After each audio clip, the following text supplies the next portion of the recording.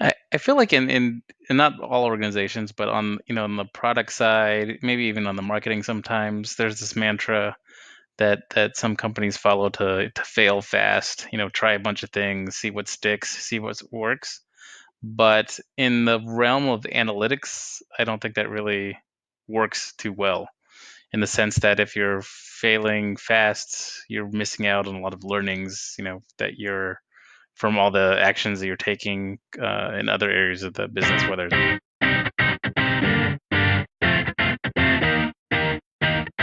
Welcome to 33 Tangents, a roundtable discussion covering a wide variety of topics from digital analytics to working remotely to current happenings in business and technology. Your hosts, Jason Thompson, John Naran, Jen Coons, and myself, Jim Driscoll, all live in different areas of the world but work together in the same company. Our regular day-to-day conversations often go off in various directions, and the goal of this podcast is to share our ideas and find new ways to engage with others.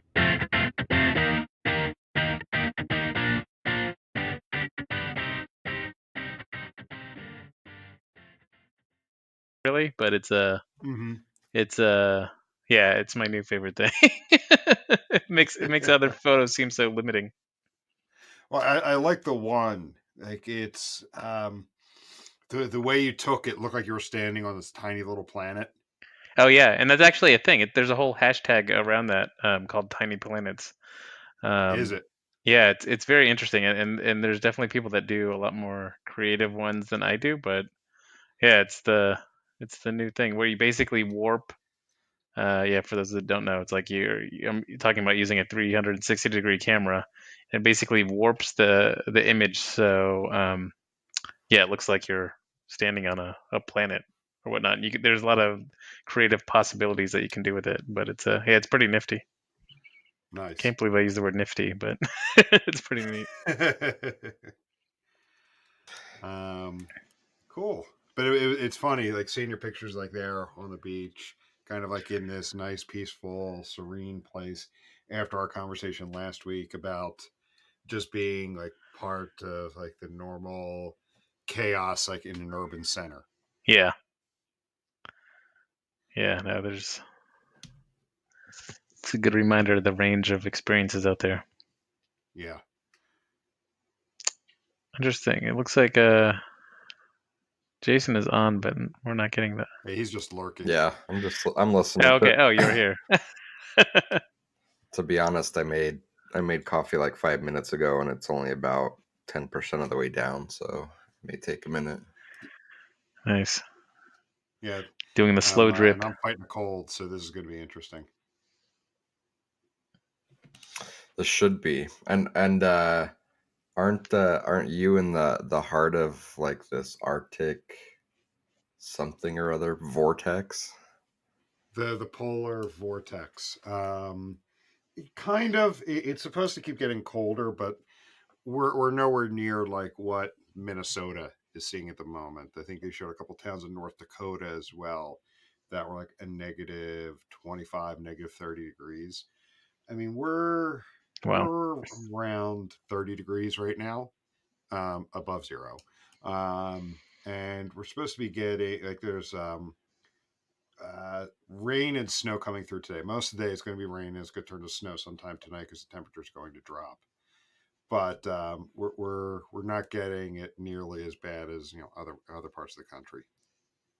Okay, well it's a balmy 24 here, so it feels fine. Yeah, has anyone seen that meme going around of it's like a weather forecaster, and I don't know if like this was actually like broadcast TV or if people doctored it up a bit. A weather forecaster in Florida talking about the No, I extreme think that's I cold think and that's real. I don't know. Maybe it's doctored. I don't know. or it just slightly doctored, but it was like extreme cold. Which I mean, I get it for Florida that the drop in temperature can kill crops that they're usually trying to grow this time of year, but they're talking about dressing in layers in 53-degree weather. I'm like, I'm still wearing shorts in 53-degree weather. Yeah, it's not that cold. Now I'm questioning myself because I thought for sure it was straight up legit. I think the lieutenant governor of Utah shared it out on his Twitter feed, and I'm like, this has to be real. Well, I mean, it very could well be, but like, there's sometimes you take that the one thing and like they'll doctor it Yeah, just a bit. yeah, Like the hey, there's an extreme drop in temperature, and then someone comes in and puts in like dress in layers, and I don't know, it right. kind of Fair goes off enough. Fair enough. in a weird direction, but I still think it was funny because we have some friends who live down in Florida, and they don't come up here this time of year because it's just too cold for them at this point. That is understandable. That is understandable. I think once you acclimate to some new climate, it's tough. It's tough to go back. Even Mm-hmm. so, we went to Southern California a couple times during November for soccer, and I think the longest time we were there was a week, and I had already, and it wasn't, it was like what, 70 degrees the whole time, and I got back and I'm like, I can't do this. I'm absolutely freezing. I'm like bundling up and wrapping scarves around my head, but within a couple of weeks I'm out like shoveling the snow in a t-shirt again. So it just takes a little bit of time to reacclimate. Yeah, your blood definitely thins when you head down to the warmer climates and then come back home. I'm all for the warmer climates though. John's like, yeah, I don't even know what you guys are talking about. I feel guilty joining in on this conversation because it was I don't know, for me it was about 85 today. I'm jealous. John. No, sorry, I was looking at the weather. It's 10 p.m. and it's 75 now, so it did cool down. Amazing. Yeah, it's 34 degrees and rainy right now. Every pros and cons everywhere. Indeed. Exactly. So, like, I have a very vague idea about what I want to talk about today. Haven't fully fleshed it out, but still wanted to go with it. Wanted to toss it out there and see where we went with it. And Jason, this came from a brainstorming session you and I had just on upcoming topics and subjects. And one of the ideas we threw out there was understanding the customer journey. So as I started to really flesh out how we could look at this, dissect it, I came up with some ideas, but again, it's not completely formed. And one of the things that I kept coming back to is, time and time again, I still see many companies make decisions about their online presence, in that form of marketing, their website slash web store, their lead generation. They make those kinds of decisions about what they want their customer to be and how they want the customer to engage instead of learning about what's really going on. Um, so, I mean, is anybody else seeing that? Because, I mean, that was something I would expect to see 10 years ago, 12 years ago. But today, I thought, inroads would have been made to actually show who the customer is, how they want to engage, how they see the brand, and then people would make adjustments around that. And in many ways, this is a similar conversation, or at least a start to the conversation around what we've talked about with implementation in the past, where we're constantly going in circles with implementation and talking about the same topics over and over again. We actually never make progress year after year. So going back to the customer journey, if others are seeing that same pattern too that I'm seeing, where again they're kind of forcing a journey upon a customer instead of learning how the customer wants to engage, why hasn't that changed at this point? With all of the data that's available about the customer, is it arrogance in the company saying we want our customer to be this, or is it that the data is not trusted, or could it be something else?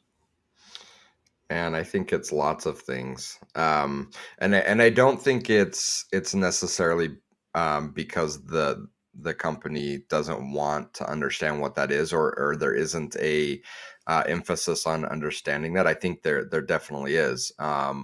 And if you look across the landscape and see a lot of the discussions that we're having, we just had, what was it, in November or December, a really good discussion with Aaron Fossum over at Holland America Alliance about the emergence of the CDP, and everyone's talking about this connected ecosystem where we can really understand the customer and give them what they need at all touch points. So I definitely think it's part of the conversation.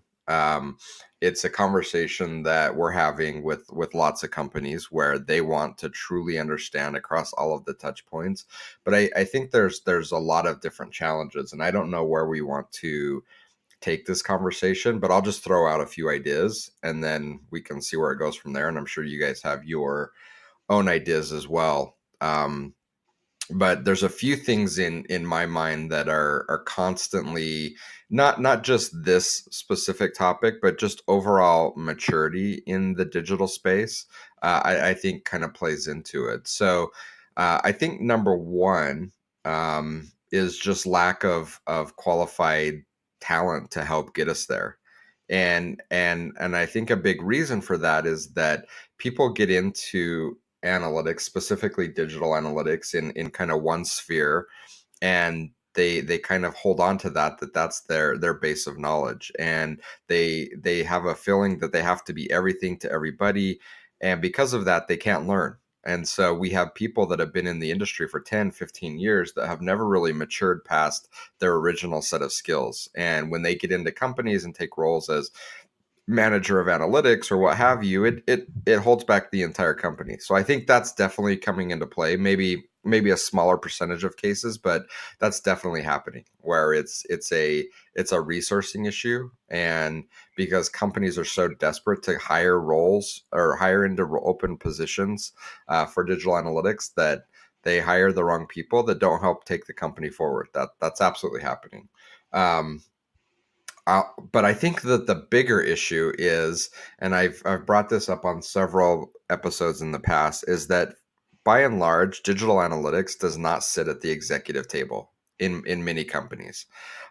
We're seeing it happen more and more, but the large majority of digital analytics teams simply don't have a voice at the table, and because of that, I think what's happening is um, a lot of these analytics practices are just trying to invent what is interesting to them. So if I'm more technically leaning, maybe we just keep re-implementing a bunch of times. If I like running a bunch of tests, maybe I just iterate on a bunch of tests. Or if I'm into programmatic analytics, maybe I get into R and start poking around at things. But it's almost rudderless, like there's no direction. And I think a big part of that is that, again, digital analytics doesn't have a voice at the executive table, and so it's almost like just this playground where it's like, go off and do something interesting, but it's not really important to the overall direction of the company. And that's kind of a punch to the gut to hear, but I truly believe that's the case with many organizations.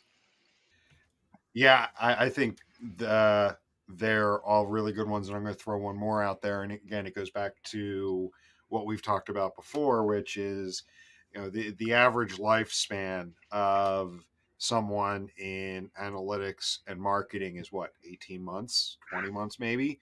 So I think also you can see the turnover playing an effect there.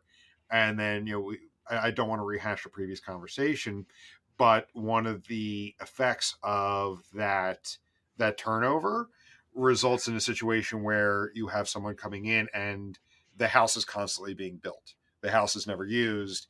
It's constantly being built, refurbished, and whatnot. Yeah, and I think that also goes to the importance of analytics as an organization, in an organization as a whole, because we see even really large companies that it's not unheard of to see a full blown analytics team of one, maybe two people. So turnover absolutely hurts. It's not like you have a large team where if you lose someone, yeah, it hurts, but you have a team that can pick up and move forward. Like there's cases where you lose one person and you literally take 2 or 3 years back, step back, because they took all of the tribal knowledge with them. They took all of the intellectual property with them, and now we have to start over, and we're in these cycles of taking 3 steps back, taking 2 steps forward, taking 3 steps back, taking 2 steps forward. We're going backwards. I think the other potential challenge in some ways is also that the the digital ecosystem is evolving so quickly, and I still feel there's some lag in analytics catching up to it as well. I think we've seen this with.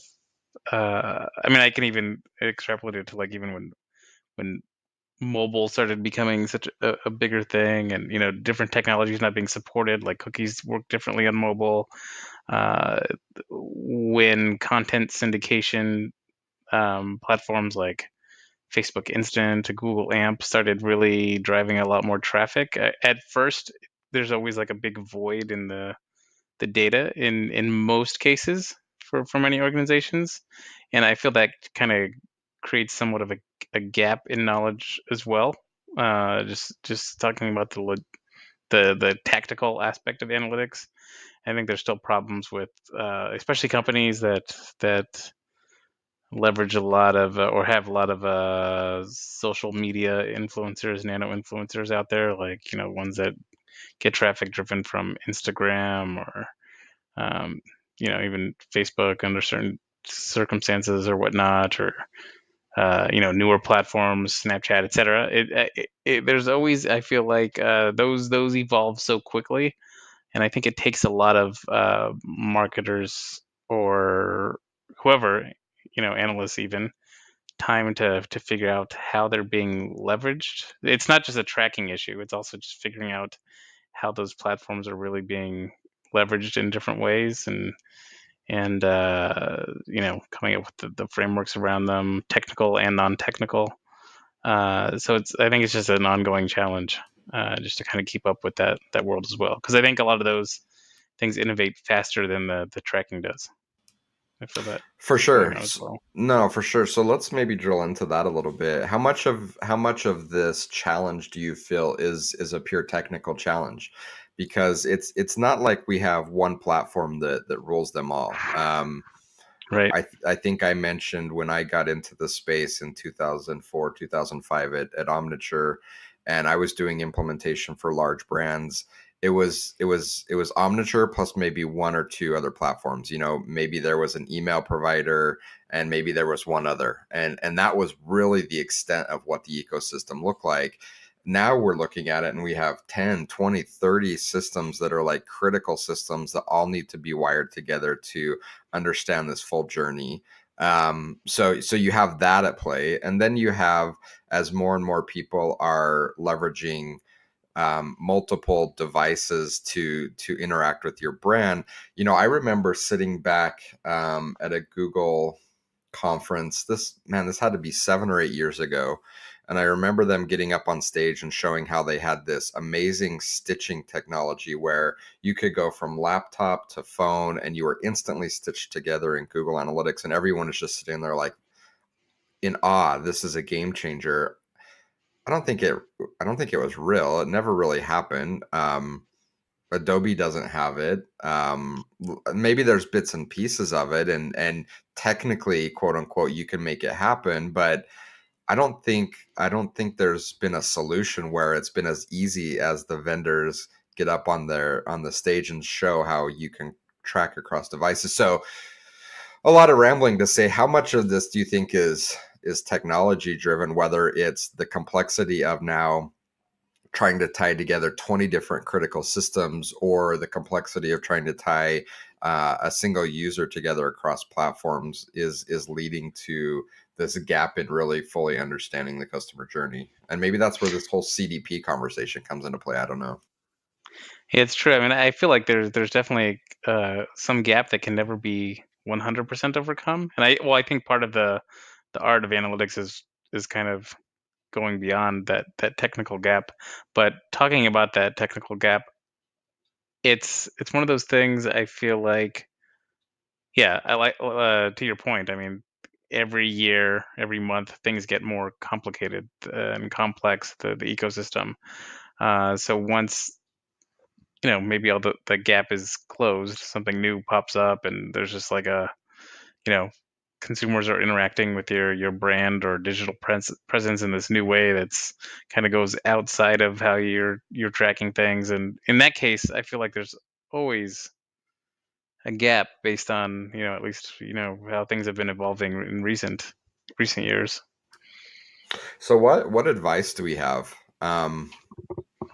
I don't know if either of you are working on specific problems or challenges around this, but what advice do we have? Because I don't think an issue with convincing leadership in companies that this is important, at least from my perspective.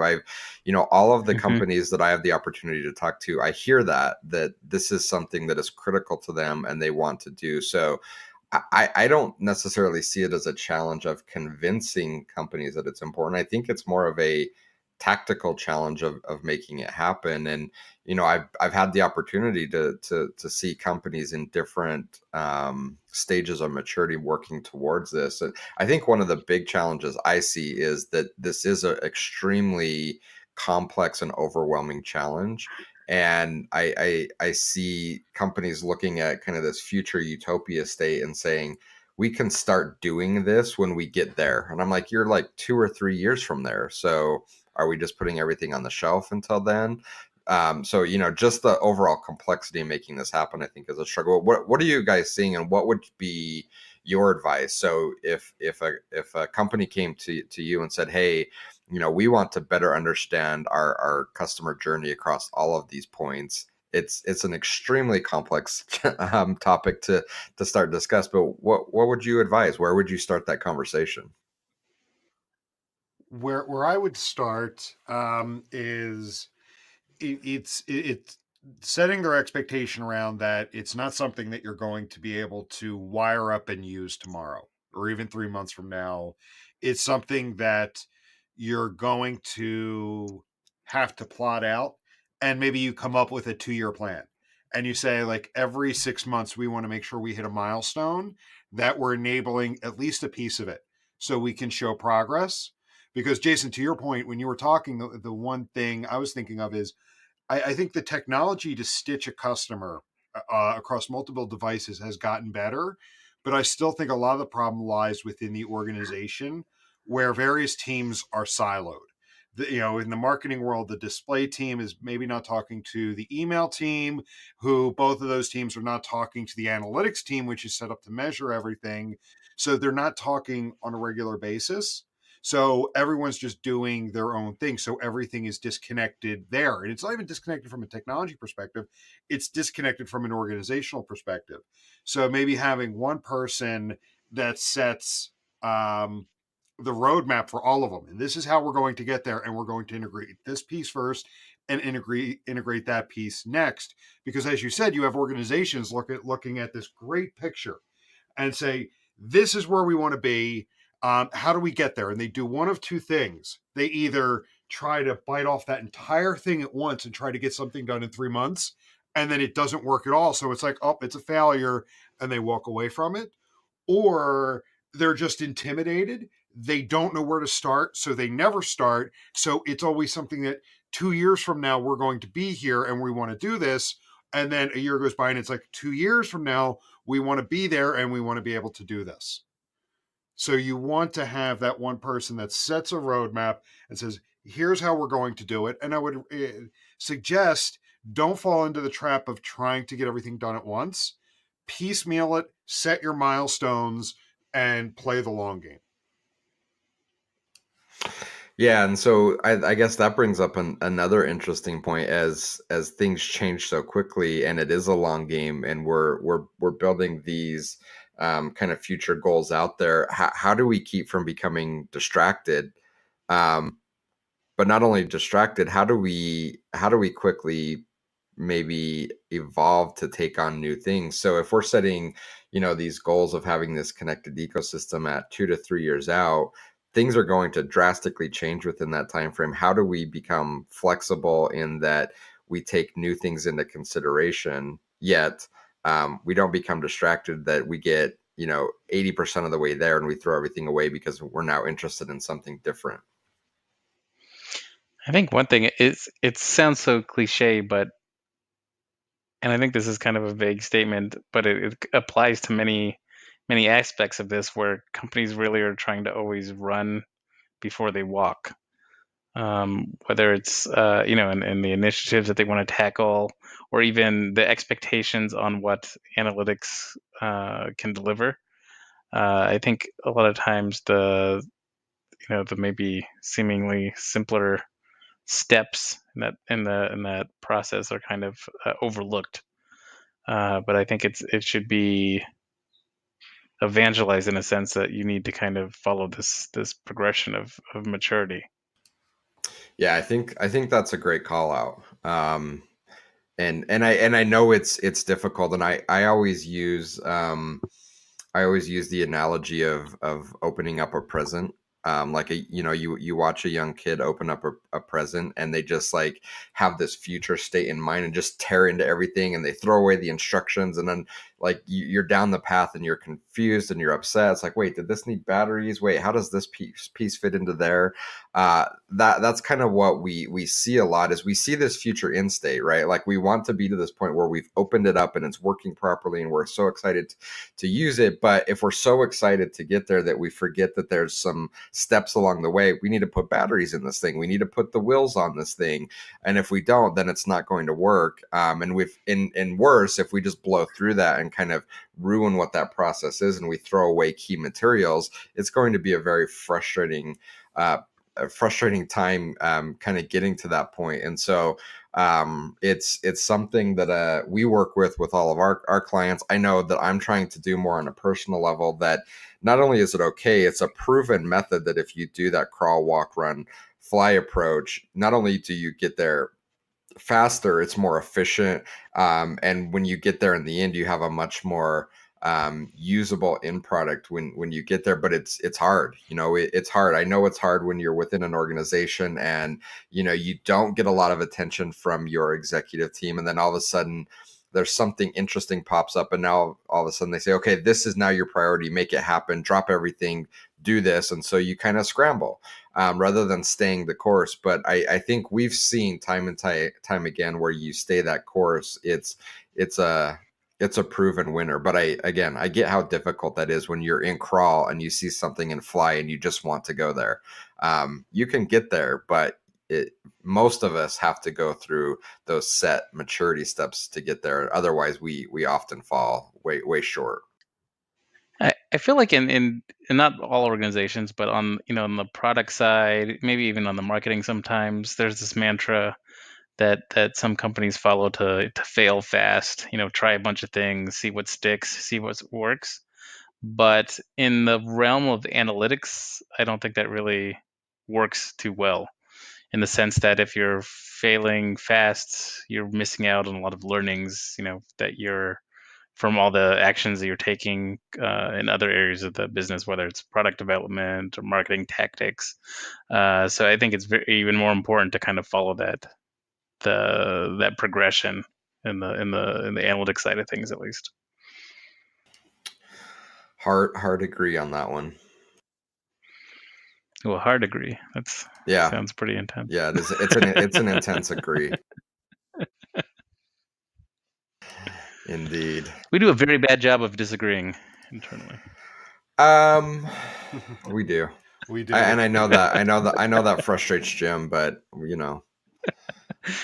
it doesn't provide a good debate for our podcast. the thing is I think we disagree a lot in like in like some of the minor steps. But what we rarely disagree on is like the milestones and the endpoints, right? So I guess if we like micro focused one of these episodes on just one little step in the process and said, okay, what's the best path to get there, I think we would probably tend to disagree more.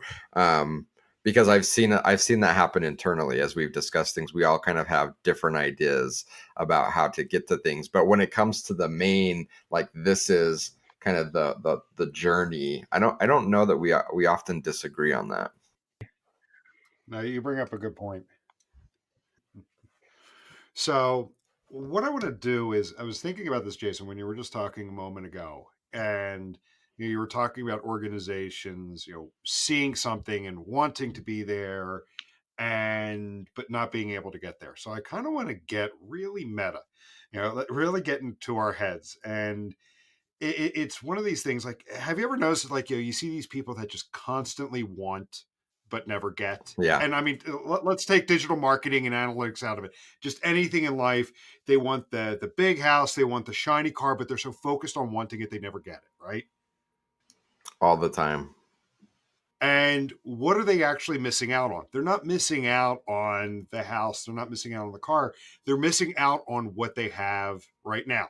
They're missing out on the present. They're so focused on the future.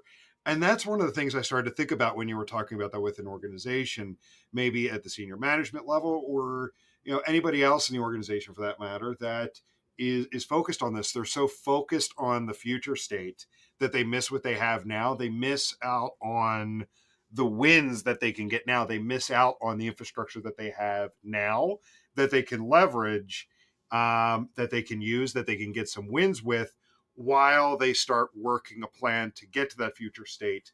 And what happens is at that point, the want goes away and you slowly start making progress to it. I mean, I was just curious, if anybody had thought, in that kind of fashion.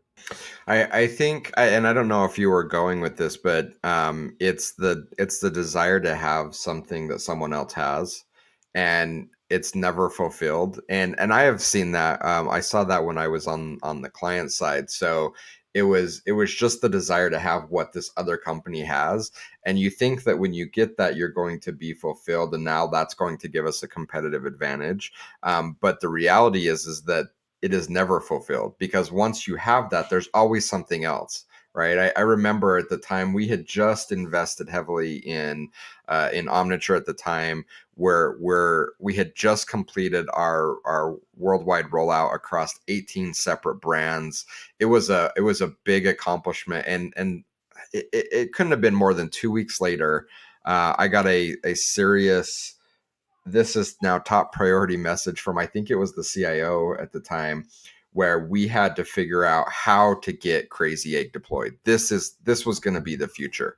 Like everything, because one of his friends that was in another company just deployed Crazy Egg, and it was really changing the way they did business. I'm like, are you serious, Clark? Like, we just spent like 3 months deploying one of the top analytics solutions across our entire set of properties, and now Crazy Eggs the answer. But I saw it, right, like it was this new thing that he wanted, that someone else had, that once we had this, then we were going to have the competitive advantage. But it didn't matter, once it was that, then it's something else. There's another thing out on the horizon that someone else is doing, so let's go and do that, rather than just focusing on what do we need for our business.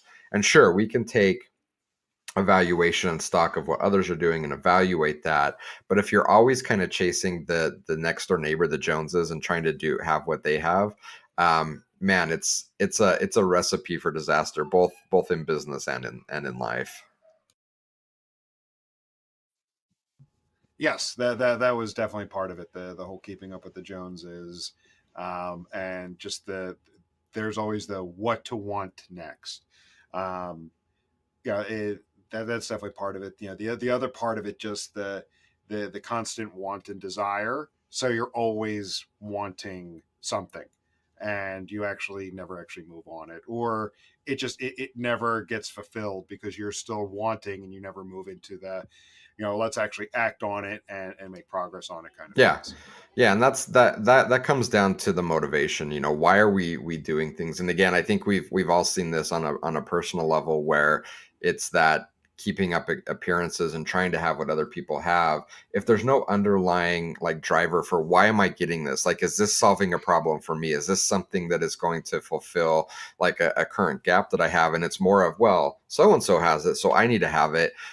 You'll never be content with that, right? So from a business perspective, from an analytics perspective, again, I think it's important to analyze what your competitors are doing, what other companies that are kind of seen as top of their class are doing in the industry.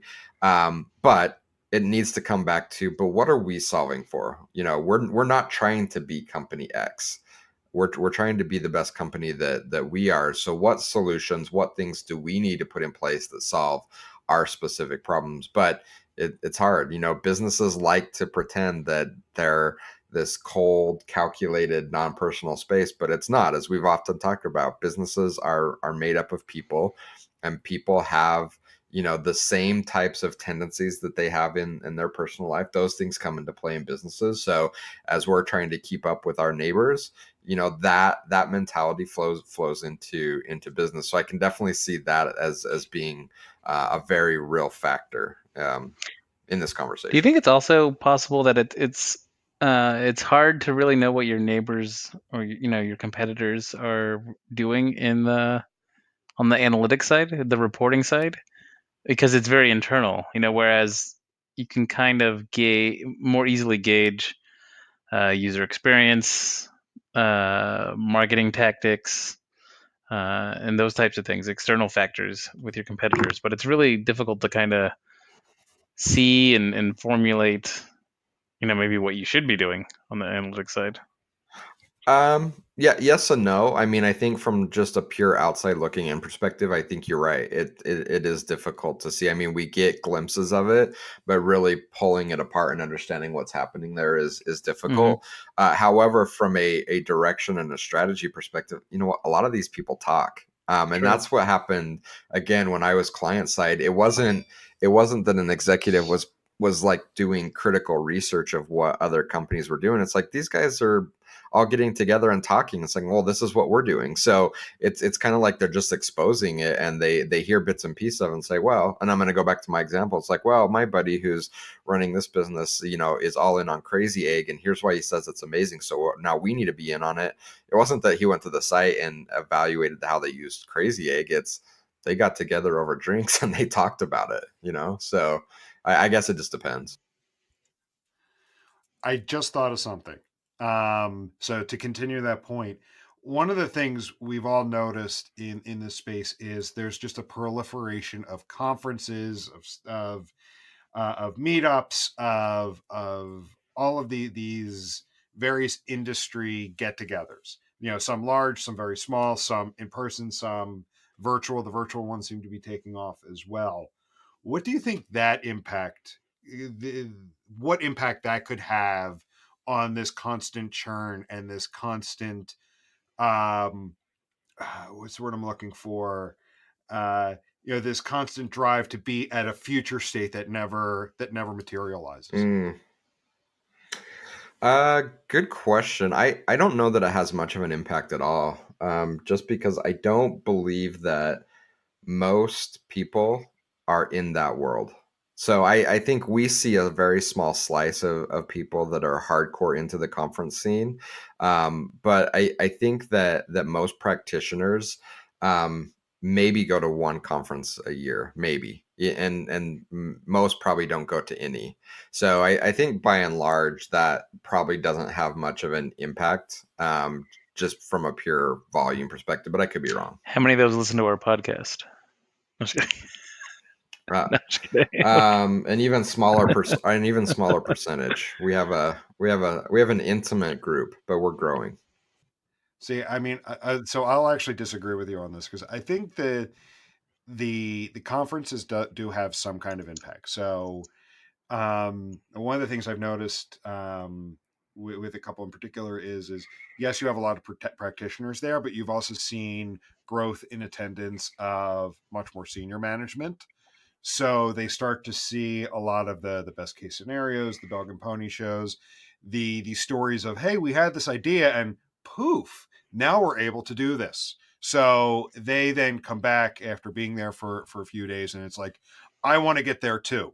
And it then creates this churn where, okay, we were moving in one direction, now we have to change it because I saw this best case scenario kind of presentation, and I want to make sure we get there.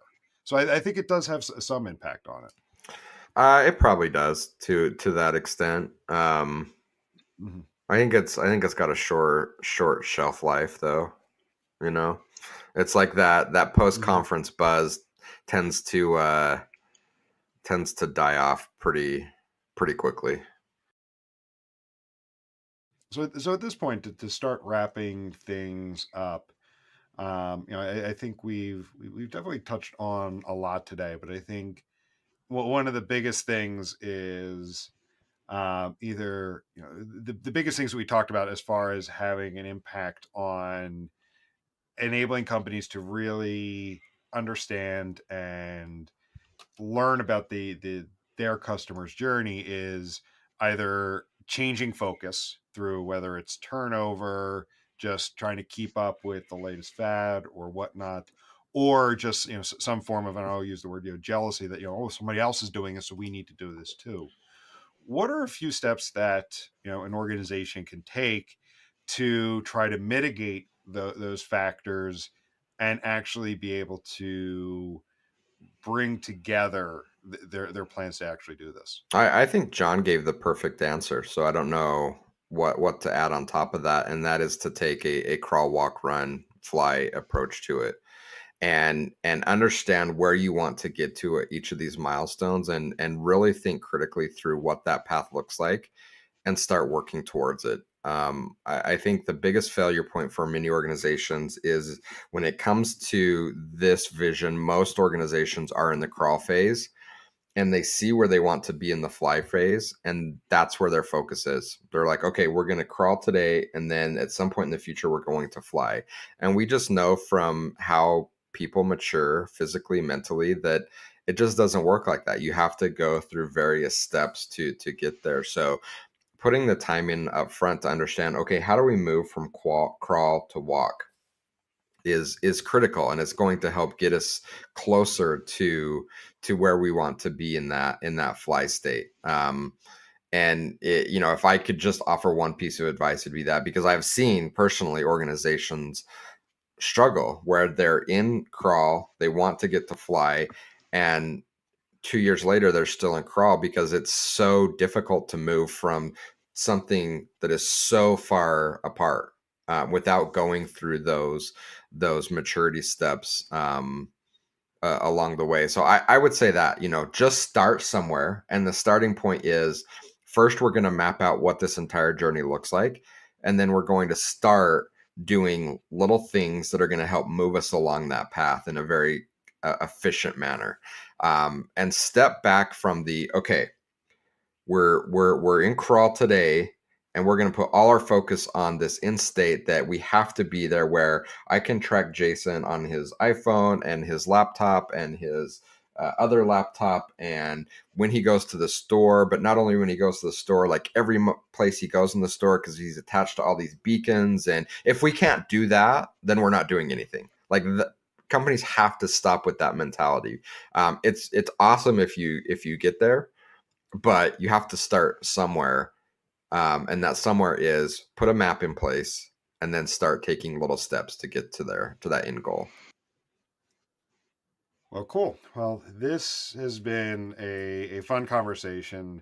I know it probably started off a little rocky, but like I said, I just kind of had a vague idea, wanted to throw some things out and see where we went with it. But I think once we got moving, we really kind of came together on a solid topic, some good problem identification, and actually some good thoughts on how to actually get around those. So, I mean, I think we can wrap it up here, and we'll catch up again next week. Thanks, guys.